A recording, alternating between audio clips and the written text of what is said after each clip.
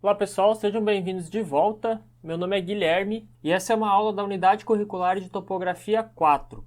Hoje a gente vai falar de levantamentos especiais. A gente tem alguns tipos de levantamentos que são pouco frequentes na atividade do agrimensor, mas que podem surgir aí no dia a dia de vocês, que é interessante a gente dar um panorama geral aí em cima disso. Então, os três itens que a gente vai citar é levantamentos expeditos, levantamentos subterrâneos e levantamentos batimétricos. Então, vamos ver um pouco mais de detalhes sobre esses três tipos de levantamentos. Vamos começar aqui pelo levantamentos expeditos. Segundo a NBR 13133 de 94, trata-se de levantamento exploratório do terreno com a finalidade específica de seu reconhecimento sem prevalecerem os critérios de exatidão.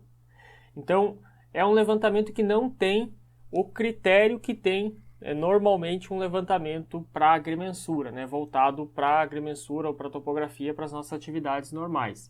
Ele tem apenas a finalidade de oferecer informações de caráter geral do terreno. Então é um levantamento preliminar, um levantamento exploratório, um levantamento expedito. Antigamente esse tipo de levantamento era feito com bússola, com medidas de distância, muitas vezes eram feitos a passo, então não é um levantamento com muita precisão. O objetivo dele era você conseguir quantificar a equipe que ia ser necessária, traçar ali qual estratégia que você ia utilizar na medição daquela área, ou ter uma área preliminar, uma área inicial ali para você ter mais ou menos a noção dos limites da propriedade que você vai medir e até mesmo para fazer o orçamento do serviço, Então se faz esse levantamento que ele tem menos precisão, aí você tem uma noção de como é o terreno, você vai quantificar a área aproximada, quantificar o tamanho do trabalho que você vai ter para fazer aquele levantamento, e aí você consegue dar um orçamento para aquele serviço. Então é uma coisa que não pode tomar muito tempo, afinal de contas você ainda não está fazendo o serviço em si, Você só está fazendo uma prospecção ali para passar um orçamento para o cliente muitas vezes. Hoje em dia, esse tipo de atividade é muito feito através do Google Maps, Então se faz com o Google Maps ou o Google Earth essa pesquisa exploratória aí das áreas para você verificar como que é o local para você conseguir dar um preço, para você conseguir já traçar as estratégias ali para fazer o levantamento.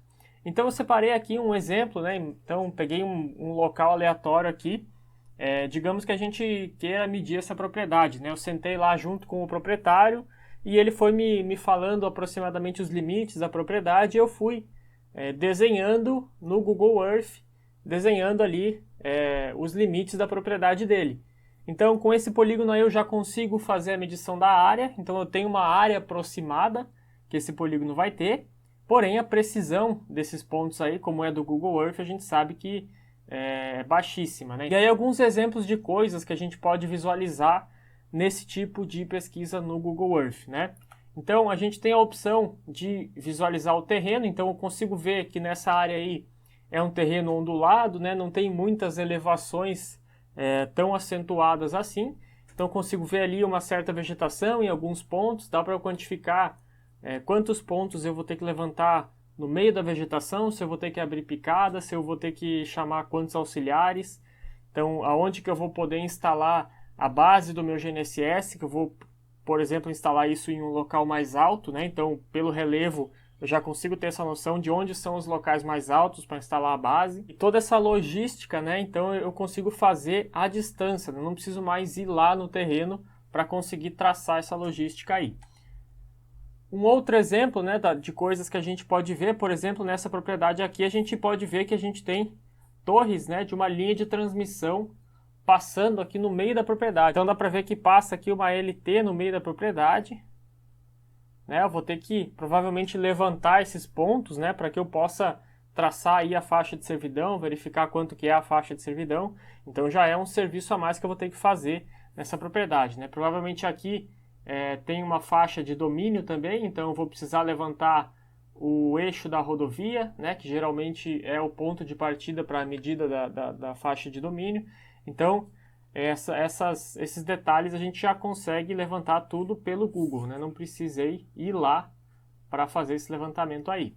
Além dessa visualização por imagem de satélite, a gente pode também utilizar o Street View, que a gente consegue pegar aquele bonequinho ali do Google Earth, que ele fica aqui em cima, esse bonequinho, e eu jogo ele em alguns pontos, né, que tenha imagens do Street View, para que eu possa visualizar isso em nível de solo, né? Então, no exemplo que eu vou passar aqui para vocês, eu peguei o bonequinho e joguei ele aproximadamente aqui, para quando eu chegar e não passar reto, né, quando eu for lá, eu saber como que é a entrada lá para eu conseguir acessar. E aí eu colocando o bonequinho ali, aparece essa imagem, aparece inclusive aqui o traçado do terreno que eu tinha feito lá na outra visualização, e aqui vai ser a entrada, né, onde eu vou entrar com o meu carro para eu acessar a propriedade. Outra visualização que eu tenho aqui é do outro lado da propriedade, né? Se eu voltar aqui, essa outra visualização é dessa posição aqui, olhando para cá, né?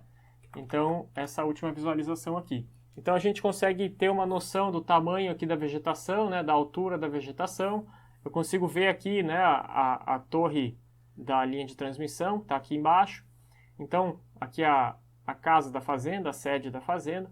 Então, todos esses detalhes aí, né? Eu conseguiria visualizar utilizando o Google Earth, as imagens de satélite, juntamente com o Street View, né? Então, simplesmente para mostrar um exemplo aí para vocês de como seria essa pesquisa exploratória, né? Esse levantamento expedito, né, de uma propriedade através do Google Earth, né? Sem eu precisar acessar fisicamente lá o terreno. Beleza, prosseguindo aqui, agora a gente vai falar um pouco sobre levantamentos subterrâneos. Alguns tipos de serviço que vão exigir que você trabalhe embaixo da terra, né? Então, locação de poços, túneis ou galerias, obras de metrôs ou redes viárias que passam por baixo da terra, né, que tenham túneis, controle de extração, né, extração de minérios, principalmente na questão de limites de concessão. Então, imaginem que a gente está aqui na superfície e essa mina, por exemplo, ela pode explorar daqui do ponto A até o ponto B. Porém, ele vai cavar um túnel e vai começar a explorar para cá, né? Quando ele está aqui embaixo, ele está aqui no subterrâneo, ele não tem satélite aqui, ele não tem comunicação via satélite, ele não tem como saber a posição exata que ele está. Então você tem que entrar aqui com uma poligonal, né, com estação total, para você saber, quando você estiver aqui no subsolo, para você saber que o limite de onde você pode explorar é até aqui, você não pode passar para lá mais, né?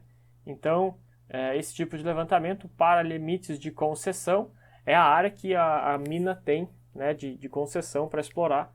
Então, esse controle aí também é muito importante na mineração. E por último aqui, galerias de serviços, né? Então, algumas imagens aí de levantamentos subterrâneos, né? Muitas vezes você não vai conseguir trabalhar em pé, né? Em várias situações você tem que trabalhar ou de joelhos ou sentado. Muitas vezes locais pouco explorados que a acessibilidade, a facilidade de movimentação lá fica um pouco debilitada, né? Um detalhe aqui que a gente consegue ver nessa imagem, o ponto ele não é no chão, né? Como a gente está acostumado. Quando a gente instala o equipamento, a gente coloca o piquete no chão com um preguinho no meio. E geralmente em túneis se coloca o ponto ou no teto, né? O ponto de referência é aqui no teto ou na parede, né? Então se colocam essas estruturas aqui na parede para que não fique nada no chão, né? Porque o chão geralmente é utilizado para a movimentação ali das máquinas e das pessoas. Tem aqui dois exemplos, né, de esses L's montados na parede aqui. Então essa estrutura ela é chumbada aqui na parede e aqui em cima tem uma rosca padrão daquela de agrimensura, né? E a gente consegue instalar aqui, no caso ele está instalando aqui um prisma, né? E aí aqui tem uma figura mostrando essas duas formas de materialização de pontos, né? Então o ponto ele vai esse suporte na parede, geralmente se coloca uma mão francesa ou parafusa ele direto na parede, e aí não tem a mão francesa. E aqui é um exemplo de materialização no teto, né? Então se materializa um gancho no teto, né? Você vai chumbar um ganchinho no teto, e aí quando você for fazer a instalação do teu equipamento, você prende um fio de prumo no teto e dá para instalar o equipamento pelo teto, como a gente pode ver aqui. Então aqui a gente tem o ponto A, né? Tem esse gancho aqui que está preso com um parafuso aqui no teto, aqui é o ponto A. E aí prende-se esse fio de prumo, que está aqui o pêndulo do fio de prumo aqui, né? E aí a altura do instrumento se mede com base no eixo da luneta aqui, né? Se a gente olhar por fora do equipamento aqui, né? Todo equipamento ele vai ter uma marcação mais ou menos aqui assim, né? E esse é a referência para a gente medir a altura do instrumento, né? Que vai ser do teto para o chão, né? Não é de baixo para cima essa altura. E um detalhe aqui, né, que a gente tem, se vocês forem olhar atentamente aí nos equipamentos, a gente tem essa marcaçãozinha bem em cima da estação total ou dos teodolitos, né, dos equipamentos de topografia aí, que serve justamente para fazer essa instalação no teto, né? Então, para você posicionar ali o equipamento de forma que ele esteja corretamente verticalizado ali sobre o ponto que está instalado no teto. Aí um exemplo de como funciona esse tipo de levantamento. Então, aqui fora, na superfície, os pontos 1, 2, 3, 4, 5, formando aqui uma poligonal para fazer o posicionamento com a estação total dentro da galeria, né, no subsolo. Beleza, então saindo dos levantamentos subterrâneos, que são embaixo da terra, a gente passa agora para os levantamentos batimétricos, que são levantamentos que são feitos embaixo da água. Então, a integração dos dados altimétricos entre a porção continental, que são as altitudes, e oceânicas, que são as profundidades, é muito importante. Então, é importante que os levantamentos batimétricos eles se conectem com a altimetria da superfície. Então você tem que fazer um levantamento de uma pequena porção da superfície ali na borda do local onde você vai levantar, para você conseguir unir essa altitude, né? Você conseguir equiparar essas altitudes aí da superfície com a parte submersa, né? Isso aí vai servir sobretudo no ponto de vista cartográfico, por exemplo, na avaliação correta de riscos costeiros. Então, quando a gente pensa nas cartas náuticas, algumas dessas cartas elas podem se tornar desatualizadas. O que são cartas náuticas, né? São cartas que me dizem o relevo do fundo do oceano, do fundo do rio, para eu saber, né, dependendo do navio, do barco que eu estou usando, para eu saber os locais que são mais seguros para eu passar. As menores profundidades, né, a gente vai evitar e eu vou, obviamente, passar pelos locais que são mais profundos para ter menos chance de eu encalhar, né, a minha embarcação. Então, essas cartas elas podem se tornar desatualizadas, né, então, quanto às suas informações batimétricas, por quê? Né, justamente porque os sistemas hídricos eles são dinâmicos, né? O rio ele está em movimento, o oceano ele está em movimento, logo o fundo, né, o relevo do fundo ali do oceano e dos rios também vai se movimentar. Então esse tipo de levantamento ele geralmente deve ser feito quando ele tem o objetivo de atualizar cartas náuticas, ele deve ser feito com uma certa frequência, né, porque isso aí é dinâmico. E aí algumas formas da gente fazer esse tipo de levantamento, né, são os levantamentos batimétricos. Aqui na esquerda a gente tem, né, o rapaz ele está na superfície, né, ele está aqui na terra com a estação total instalada, visando lá no prisma que está na água, né. Então tem o auxiliar aqui, ele está com uma boia ao redor dele, né, ele está na superfície ali da água, porém a ponta do bastão dele, do prisma dele aqui, está encostando no fundo daquele rio ou daquela lagoa ali que ele está levantando. Então eles estão levantando o perfil submerso aí desse corpo d'água. E aí ele vai fazendo seções, né? Ele faz daqui para lá, e aí ele anda um pouquinho, volta nesse sentido, levanta vários pontos aqui, ó, no meio do caminho. Voltando, ele levanta outros pontos, vários pontos. Daí chega aqui, ele caminha mais um pouco para cá, vai para lá, levantando vários pontos, né? Então, depois quando jogar esses pontos todos no software, você consegue gerar um relevo 3D, né? Curvas de nível. Da mesma forma que a gente faz levantamentos na superfície, né? Onde a gente levanta vários pontos para demonstrar a superfície, na parte submersa vai funcionar da mesma forma. Aqui um outro exemplo, né? Os dois topógrafos ali estão no barquinho, e aqui a gente tem um equipamento que é uma estação robótica, né? Então eles não precisam ter ninguém ali operando essa estação. Eles simplesmente vão para lá no barquinho e eles operam a estação à distância somente movimentando o prisma, né? Então eles vão movimentando esse prisma para um lado para o outro e a estação vai seguindo, né, esse prisma para onde eles quiserem levantar algum ponto, eles marcam lá e a estação levanta sozinha. Então não precisa ninguém de fato aqui operando essa estação. Aí um outro exemplo, né, em áreas mais rasas, né, obviamente que esses três exemplos iniciais aqui, tanto esse primeiro, quanto o segundo, quanto o terceiro aqui, ele é aplicável em locais mais rasos, né, de pouca profundidade. E aqui também, né, provavelmente ele está se movimentando ali com os pés no chão, né? Então ele vai se movimentando ali com os pés no fundo da água para fazer esse levantamento aí. Então em áreas mais rasas é possível fazer o levantamento dessa forma aqui, né? Sem precisar de equipamentos específicos para batimetria. Para profundidades maiores já se utiliza equipamentos mais complexos, por exemplo aqui, né, tá se utilizando um ecobatímetro. Então esse equipamento aqui ele tem uma haste que vai embaixo da água e uma haste que fica em cima da água. Essa parte de baixo aqui, ela é responsável por medir a distância que tem entre ela e o relevo submerso aqui. Por outro lado, essa parte de cima, né, essa parte que fica mais em cima, aqui já tem uma antena GNSS, então ela está recebendo sinais aqui dos satélites. Então essa antena aqui ela dá a posição já referenciada exata dessa haste, e aqui o ecobatímetro ele está fazendo medições, né, frequentes ali do relevo submarino, né, do relevo de profundidade aqui, para fazer essa união, né? Então você tem a posição aqui em cima e a profundidade, né, e os dois são medidos exatamente no mesmo momento.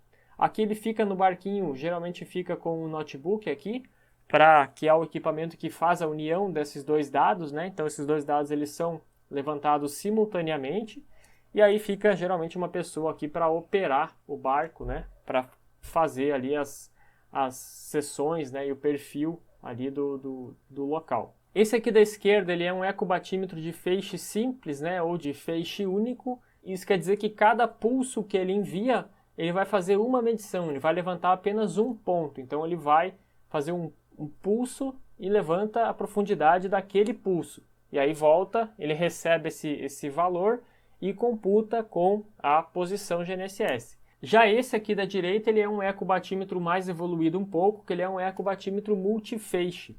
Ele já vai fazer uma varredura, né? Então ele faz várias medições aqui e ele vai fazendo essa varredura de um lado para o outro. Então onde ele passa com o barco, esse levantamento já é feito, né? Já se levanta uma faixa bem mais larga, né? Que vai dar mais informações aí para o resultado final. Da mesma forma, né? Esse aqui tem uma pessoa operando o barco, aí até um barco mais tecnológico aqui, né? O ecobatímetro multifeixe.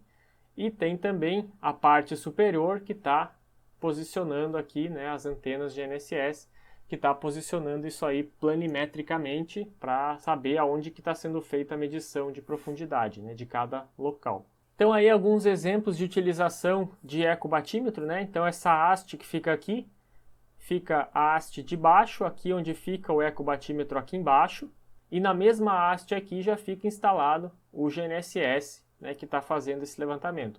Aqui o operador do barco é uma pessoa só, né, no caso, então ele está operando o barco e operando o equipamento ao mesmo tempo. Então ele consegue ver se ele está fazendo a linha correta, né, o traçado correto que ele precisa, e consegue operar o barco ali e ver se está sendo tudo computado corretamente ali no notebook, né? E aí na direita a gente consegue ver um exemplo de um levantamento batimétrico. Então se levanta ali todo o relevo submerso que existe aqui, né? Por exemplo, aqui a gente tem o mar, né? E aqui um pedaço de um rio, né? De um rio que deságua aqui no mar. Então tem todo o relevo de profundidade aqui para saber todos os detalhes de como que isso aqui se comporta. Beleza, pessoal? Por essa aula era isso. Qualquer dúvida, entre em contato aí com a gente e até a próxima aula.